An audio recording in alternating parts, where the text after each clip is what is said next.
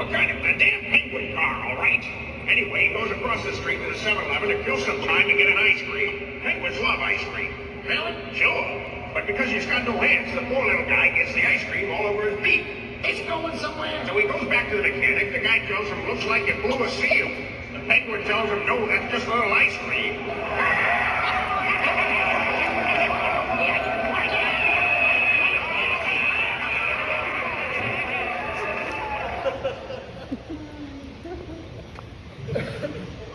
Was it worth it?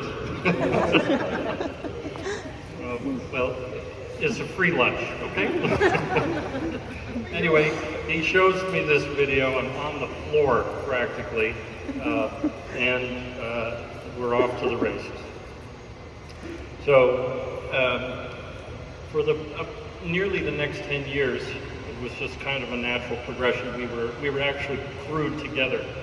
And at that time, we were flying, it was ungodly hours, 2 o'clock in the morning, 4 o'clock in the morning, that kind of thing.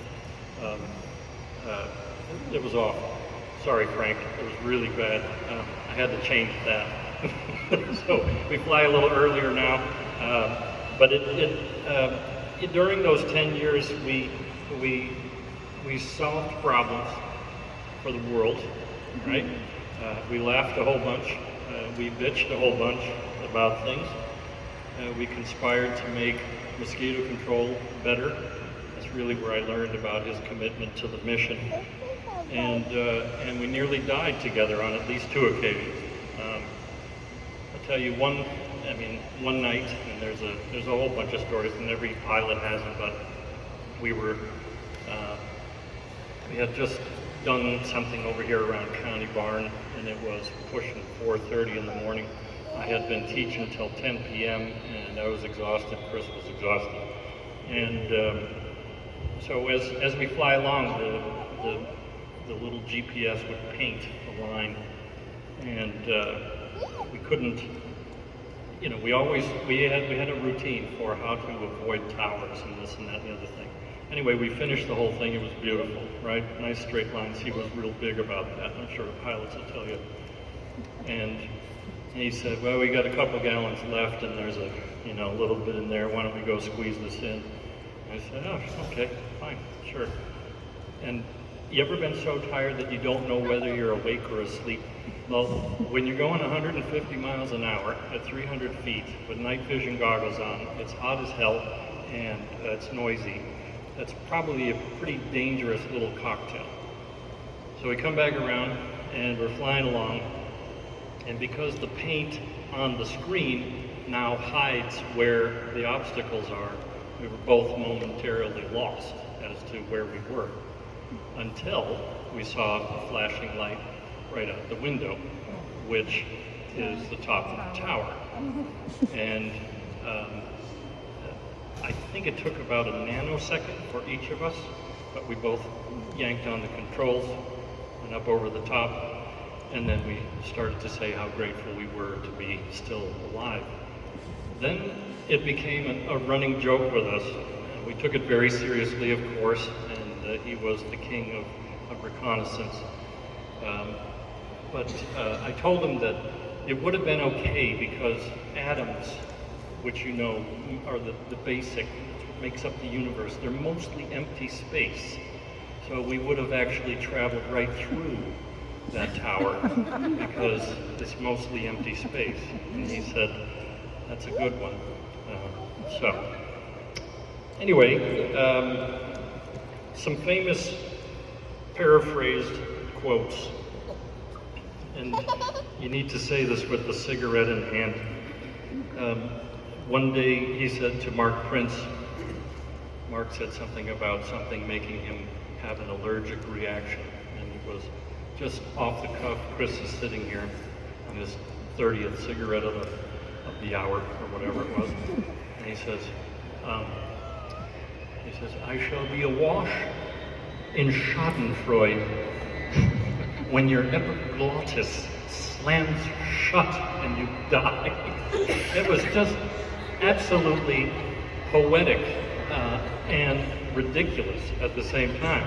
And around here in the hangar, you have to understand, that's how we say we love each other, is to insult them. If you can top the last one, then you that's how you let them know, because we're guys, right? We have really bad taste. One time he was referring to his lot in life and said, I think Mark was also there, he said, well, that's just great. I'm going to be stuck sucking the hind leg. Right, the hind leg. He meant the hind teat. Like he's the tiniest, the runt in the group, and it was he misspoke. So of course, what did we do in the hangar? We started writing down every time someone misspeaks, and it became all of that. One of the things that reminds me of Peter O'Toole is the term "popped his clogs," which means that he left this vale of tears and moved on. And he told me not too long ago that he said, I don't know, mate, I might pop my clogs and be taking a dirt nap before too long. And it was hilarious and poignant at the same time, because he was just acknowledging this. And so I would call him from time to time, trying not to bother him, because I know he didn't feel well and he was in a lot of pain, but he came to see his friends, and so we would check in every so often. I'd say, how you doing? We kept him flying, and that was a good thing, I think, for him.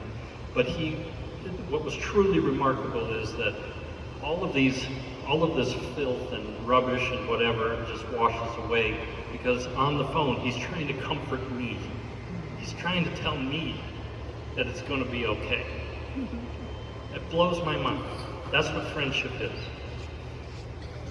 He also liked to say to me, when I would have a tantrum, he'd say, don't throw your toys off the cot, mate. And I was like, what the hell does that mean? But somehow I knew what that meant, you know? Another thing that he liked to dabble close to Christianity. God bless him. Not close enough, though. He'd say to people like Chuck and Dennis, you know, and Nick, good Christian men, being with you guys is like casting pearls before swine, you know. And it was like, wow, he's really challenging his maker. But that was also a self-deprecation, saying that I don't have that much faith, or, I'm trying to be everything I can be, and he accepted himself for who he was, and that was truly inspiring. So, just a couple more quick things on the funnier side. He and I went to Phoenix one year after we had both destroyed helicopters in training accidents. Well, you didn't destroy them, right? We just bent them.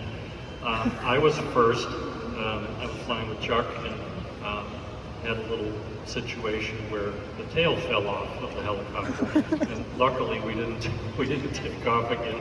And then we said, well, Chuck said, I'm out. That's it. And so we brought the guys from MD in. We had the chief pilot from MD helicopter in Phoenix, Arizona. He's out with Chris, and Chris is doing auto rotation after auto rotation. Hey, just really wanted to survive the accident when it really happened. And he and the chief pilot from MD put the tail end of the helicopter directly into the dirt. So I think somewhere around $600,000 later, the decision was made, you guys are going to Arizona for your training. You can bend their helicopter. And so Chris and I went out to Arizona, and this is back when they had paper tickets, not that long ago, but it was a paper ticket, and his ticket on the airline said Chris Toff, because he had too many names and they were too long, so it was Christoph, and I was Patrice. And so clearly two guys traveling together like that. And let me just say, if you know Chris, you know that he dresses in a certain way, and he had a pink button-down Oxford. It was impeccably ironed, of course, but it was unbuttoned to just about the navel. He's got dog tags in, the sunglasses, the hair, the boots, the gay pride belt, of course. And here we are sitting in the seat next to each other, and we travel together, we do all this stuff, and we get to Arizona, and we're getting a car, and we look like, I just realized, I could see the person behind the counter, and she's like, here's two gay guys who've been together for 1,000 years and they're just over each other. You know? And I said to Chris, I said, you know what, that lady thought we were a couple. And he says, oh, that's right, I don't care what she thinks. But it was just absolutely classic. I mean, his fashion sense stopped somewhere in the mid-'80s, and you'll see it on some of these pictures. Oh, and he's right there behind me, smiling, right? His fashion sense stopped there, but he wore it well. He really did. And a couple things to wrap up here. I'm sure you're all familiar from your psychology studies that there was a lady, Dr. Elizabeth Kubler-Ross, who she had the stages of dying, right, and grief. And when I look at them, I think, oh, it's very interesting, and it's so academic and so pertinent. And so what I've done, I've taken the liberty of rewriting Elizabeth Kubler-Ross's phases of dying as they apply to Chris Bell.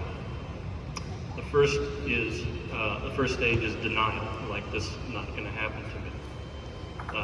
Chris didn't never deny it. He's like, yep, it's for real. This is what I got.